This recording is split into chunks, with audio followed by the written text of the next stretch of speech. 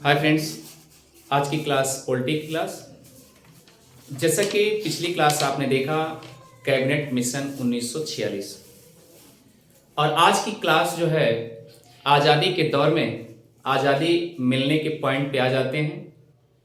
सबसे पहले आज़ादी मिलने से पहले आप एक पॉइंट देखेंगे कि एक मिशन आता है, आप जैसा कि एक योजना के रूप में जानते हैं, वह योजना माउंट बेटन योजना लेके आता है जो कि भारत का अंतिम वायसराय के रूप में था। उस समय याद होगा कि ब्रिटेन में एक प्रधानमंत्री रहा करते थे एटली, जैसे कि उनका फुल नेम क्लेमेंट एटली। और उस समय ब्रिटेन में जो क्लेमेंट एटली थे वह पूरे यूके के माने जाते थे, चीफ माने जाते, मुख्य माने जाते थे। जैसा कि फ्रेंड्स आप जानते हैं यूके अपने आप में उस समय 4 देशों के विभाजन के रूप में, या आप समझिए 4 देशों को मिला करके एक यूके बनता था। तो आइए चलते हैं माउंट बेटन योजना की पृष्ठभूमि पहले देखेंगे, उसके बाद आजादी मिलेगी। आजादी मिलने के बाद बंटवारा होगा, मतलब बंटवारा होने के बाद फिर हम सब आजाद होंगे, और आजाद होंगे तो आजादी मनाएंगे। फिर उसके बाद धीरे धीरे हमारे संविधान की नींव रखी जाएगी। तो आइए चलते हैं फ्रेंड्स माउंट बेटन योजना की पृष्ठभूमि। माउंट बेटन योजना की पृष्ठभूमि। Clear? Historical background of Mountbatten plan. Clear? जैसा कि आप जानते हैं कि माउंट बेटन योजना यह भारत का अंतिम वायसराय के रूप में आया हुआ था। लिखेंगे माउंट, पहला फैक्ट होगा कि माउंट बेटन भारत का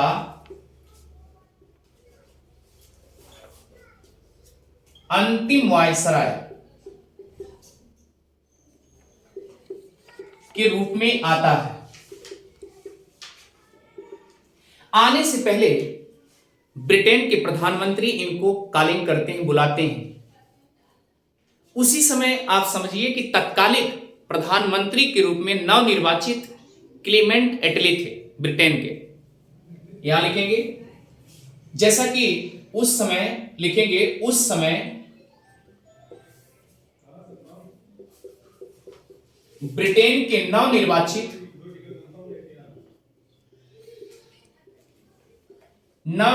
प्रधानमंत्री के रूप में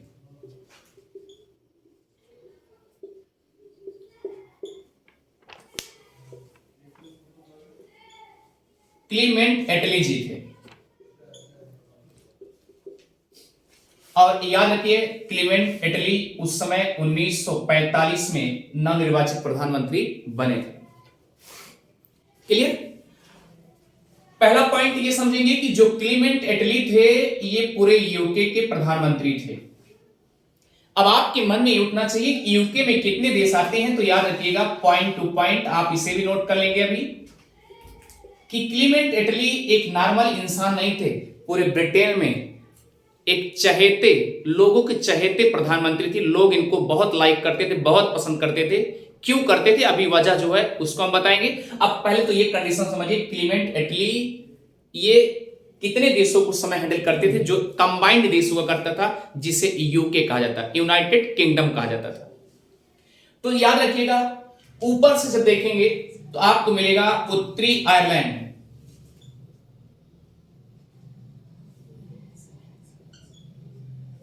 उत्तरी आयरलैंड। उसके बाद आप देखेंगे वेल्स, उसके बाद आप देखेंगे इंग्लैंड, और एक देखेंगे, एक देश था उस समय स्कॉटलैंड। ये चारों मिल करके, इन चारों देशों को मिला करके यूके कहा जाता था, United kingdom. Clear? United kingdom कहा जाता था।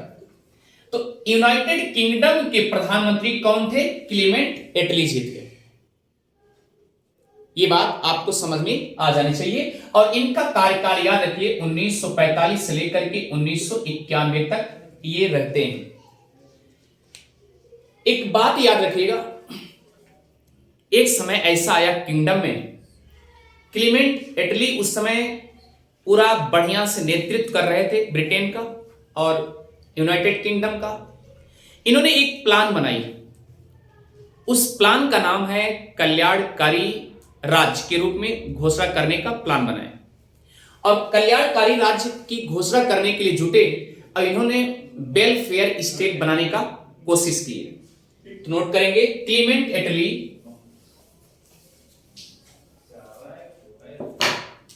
नोट करेंगे, क्लीमेंट एटली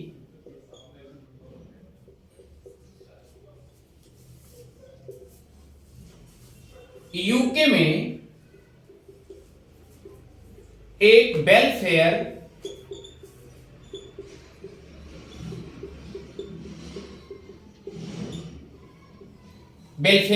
स्टेट बनाते हैं। लिख लेंगे स्टेट। इसका मतलब किससे संबंधित है याद रखिएगा, एक केवल कल्याणकारी राज्य के लिए ही सोचते हैं कि जनता का कल्याण हो, कल्याणकारी राज्य के बारे में सोचे। और वो भी क्या सोचे, इसके अंतर्गत इन्होंने कहा कि ऐसा है, यूके में जितने आम पब्लिक हैं सभी के लिए निःशुल्क सार्वजनिक स्वास्थ्य सेवा आरंभ किया गया। तो नोट करेंगे, यूके में इन्होंने याद रखिए निःशुल्क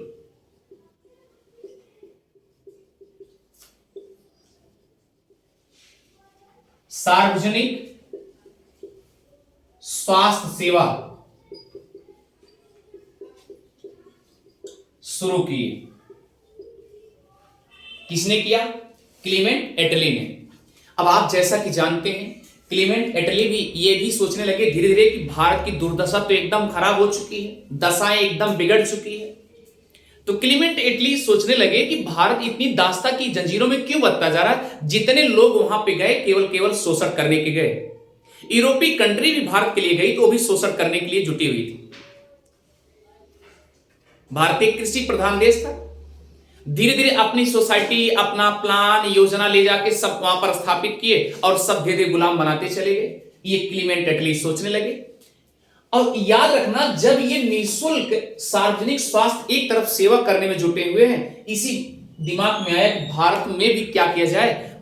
इन्होंने प्लानिंग बना लिए कि ऐसा है कि आज से हम प्रण कर रहे हैं कि 30 जून 1948 के पहले हम भारत देश को किसी न किसी तरीके से आजाद कर देंगे। नोट कर लेंगे, क्लीमेंट एटली ने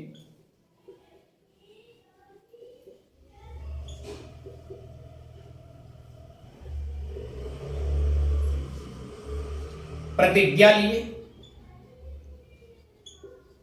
30 जून 1948 से पहले, 48 से पहले याद रखिएगा, से पहले देश को यानी भारत देश को नोट करेंगे, पहले भारत देश को आजाद कर देंगे। और भारत देश को जब आजाद करेंगे तो उस समय पाकिस्तान भी अलग हो जाएगा। उसी टाइम हम पाकिस्तान को भी अलगौजा कर देंगे, अलगाव कर देंगे।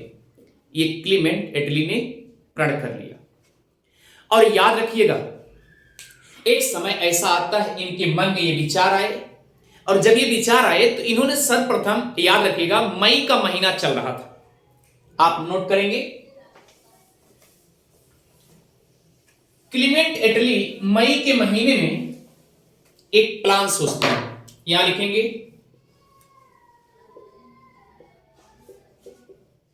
इटली मई के महीने में और सन 1947 में, याद रखिएगा, वायसराय, उस समय नोट करेंगे, उस समय भारत के वायसराय के रूप में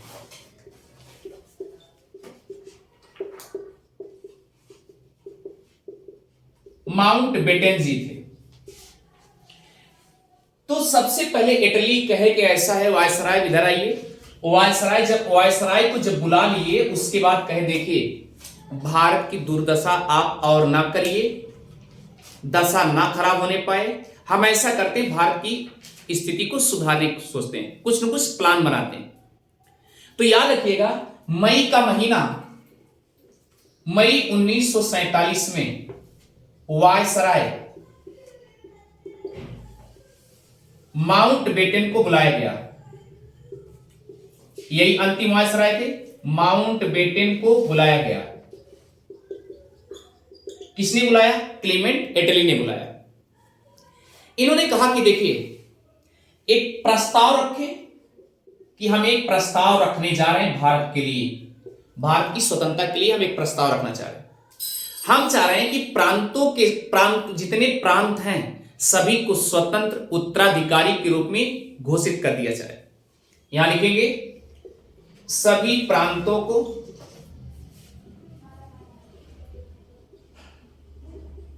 स्वतंत्र, ये लिखेंगे सभी प्रांतों को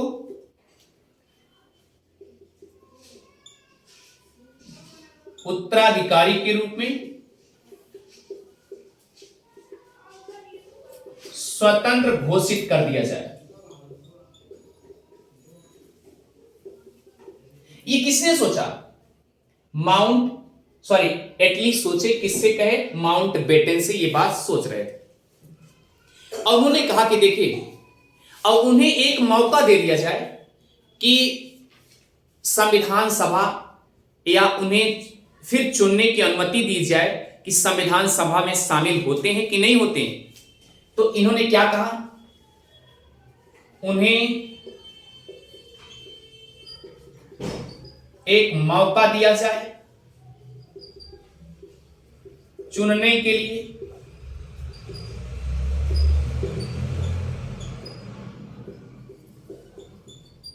संविधान सभा के लिए।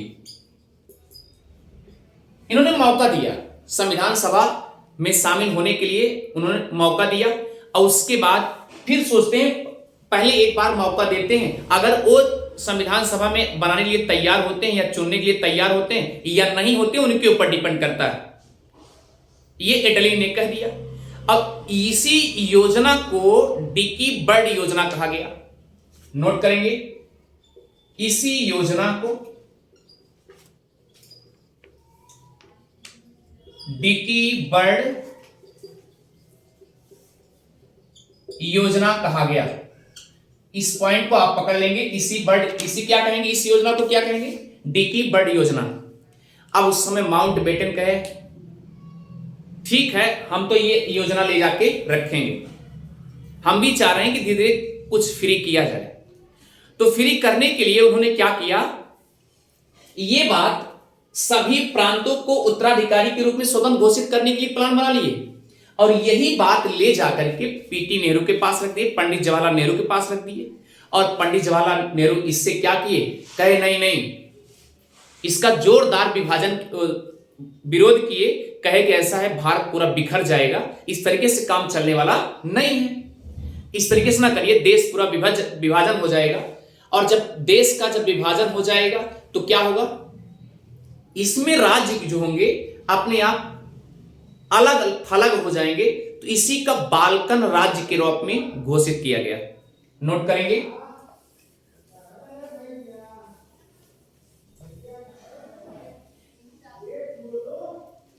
क्लीमेंट एटली द्वारा प्रस्ताव जो रखा गया डिकी बर्ड योजना, उससे माउंटबेटन योजना, माउंटबेटन जो है वायसराय के रूप में ये ले जाकर के पंडित जवाहरलाल नेहरू के सामने ये बात प्रस्तुत करते हैं। लिखेंगे पंडित जवाहरलाल नेहरू के सामने प्रस्तुत कर दिए। अब पंडित जवाहरलाल नेहरू इसका विरोध करने लगे। इन्होंने कहा कि ऐसा नहीं, इन्होंने कहा कि ऐसा नहीं होना चाहिए।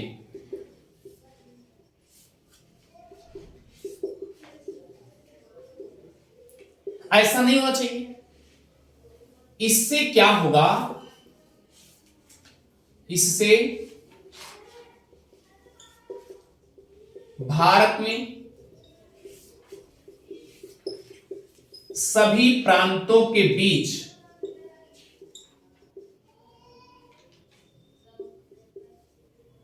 विभाजन होने लगेगा। आप बताइए, इतनी बड़ी बात हो गई। तो ये माउंटबेटन योजना, फिर सोचने लगे कि अब क्या करें, इसका घोर विरोध हो रहा है। अब पंडित जवाहरलाल नेहरू केवल बंगाल और पंजाब के लिए सोच रहे थे, क्योंकि आप जानते हैं कि उस समय पंजाब की डिमांड पाकिस्तान वाले भी कर रहे थे, इधर बंगाल पूर्वी पाकिस्तान के रूप में है। तो ये पॉइंट, दो ही पॉइंट उनके दिमाग में आ रहा था, कहीं बंगाल और पंजाब का मैटर न छिड़ जाए, इसलिए इन्होंने घोर विरोध किया और उसके बाद डायरेक्ट मना कर दिए। उसके बाद क्या हुआ, फिर दोबारा एक चांस लेकर के आते हैं। एक बार किसके सामने ले गए, एक बार तो उन्होंने लेके आए, एक योजना लेके आए, प्रस्तुत किए। उसके बाद फिर दोबारा जब आते हैं, पीटी नेहरू के सामने आता है, पंडित जवाहरलाल नेहरू के सामने आता है, दोबारा हो गया। फिर तीसरी बार लेके आते हैं, यानी फिर लिखेंगे, फिर 3 जून 1947, क्योंकि देश आजाद होने की पारी आ चुकी है। आप इसी को एस्केप कर लेते हैं भारतवासी, चाहे वो मुस्लिम लीग हो, चाहे वो हिंदूवादी हो, यानी कांग्रेसी हो, सब के सब एस्केप करते हैं। 3 जून को इस योजना को क्या करते हैं, ले आके फिर प्रस्तुत करते हैं। लेकिन एक पॉइंट आप ये समझेंगे, जब पीटी नेहरू इसका विभाजन का जब विरोध किए थे, मतलब ऐसा विरोध हो जाएगा या विभाजन हो जाएगा, तो उसी पॉइंट को बाल्कन विभाजन के रूप में कहा गया, बाल्कन योजना के रूप में कहा गया। ये पीटी नेहरू के द्वारा कहा गया था, बाल्कन योजना। ये पॉइंट आप जानते रहिएगा। जो उन्होंने विरोध किया था कि भारत में जितने प्रांत हैं सबके सब अलग थलग हो जाएंगे, इसी योजना को बाल्कन योजना कहा गया था। इस पॉइंट को भी आप जानते रहेंगे। क्लियर। उसके बाद क्या हुआ, फिर 3 जून 1947 को यह माउंटबेटन योजना फिर लेके आते हैं।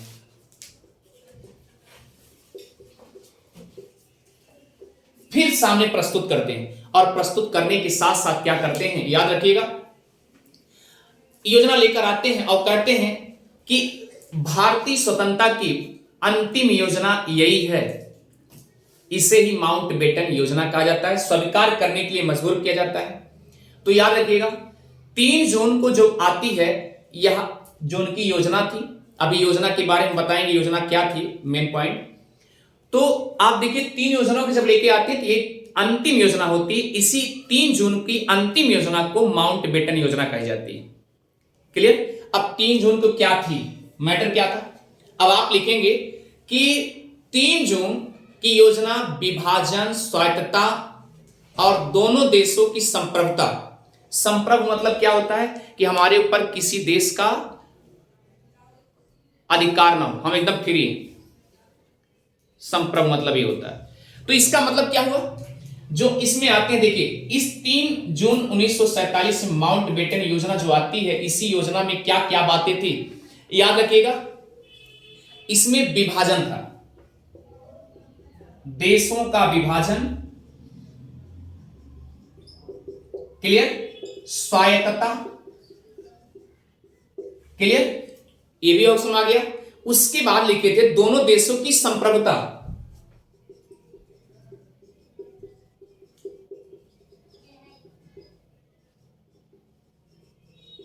दोनों देशों की संप्रभुता इसमें निहित थी, और अपना संविधान बनाने का अधिकार, और अपना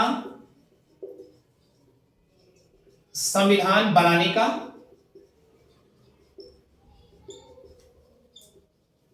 कि आप अपना संविधान बना सकते हैं। इस तरीके से इसमें सिद्धांत शामिल थे, इसमें शामिल थे। यही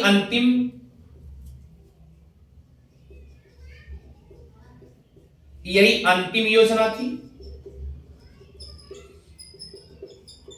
इसी योजना को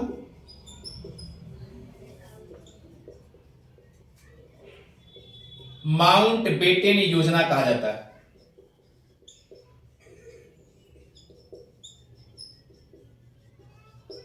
क्लियर? माउंटबेटन योजना कहा जाता है। लेकिन हां, एक चीज याद रखिएगा, उस समय जम्मू कश्मीर का मैटर फंसा था। जम्मू कश्मीर एक देशी रियासत के रूप में थी, तो उसमें ये भी माउंटबेटन योजना में ये भी बात कही गई कि ऐसा है कि जम्मू कश्मीर स्वतंत्र देशी रियासत तो ही है, अगर उसकी इच्छा है कि पाकिस्तान की तरफ जाना चाहे तो पाकिस्तान की तरफ जाए, और भारत की तरफ जाना चाहे तो भारत की तरफ जाए। तो ये भी लिख लीजिएगा, इस माउंटबेटन योजना में हमें समझ में आ रहा है? जी sir. Sachin? Yes sir. Sapna आ रहा है समझ में? आगे देखिए, इस माउंटबेटन योजना में जम्मू कश्मीर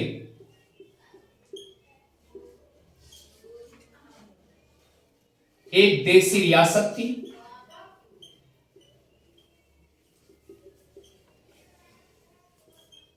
एक देशी रियासत थी। इसके बारे में स्वतंत्र बताया गया, स्वतंत्र है, यह पाकिस्तान के साथ जाए, मिलना चाहे तो मिले, या भारत के साथ, या भारत के साथ। क्लियर? इतनी बातें आपको समझ में आ गया होगा। इसके पास विकल्प दिया गया, जम्मू कश्मीर को एक देशी रियासत के रूप में था ही, उसको विकल्प दिया गया कि जम्मू कश्मीर भाई अगर पाकिस्तान के साथ जाना चाहे तो जा सकता है, अगर भारत के साथ जाना चाहे तो भारत के साथ जा सकता है। ये माउंटबेटन योजना में सम्मिलित बात कही गई थी।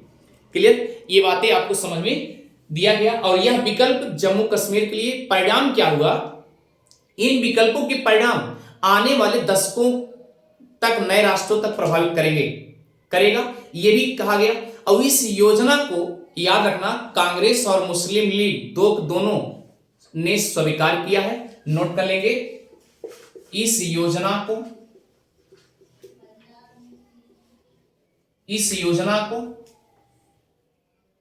लिखेंगे कांग्रेस, क्योंकि आपको याद होगा कांग्रेस बन चुकी थी, कांग्रेस ने, और मुस्लिम वर्ग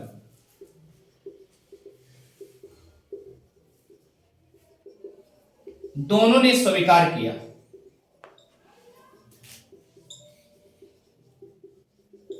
इसे दोनों ने स्वीकार किया था। क्लियर? और जब दोनों ने स्वीकार कर लिया तो माउंटबेटन एकदम खुश हो गए, चलिए ठीक है, कम से कम ये बात हमारी कही गई बात दोनों ने स्वीकार कर लिया है, ठीक है।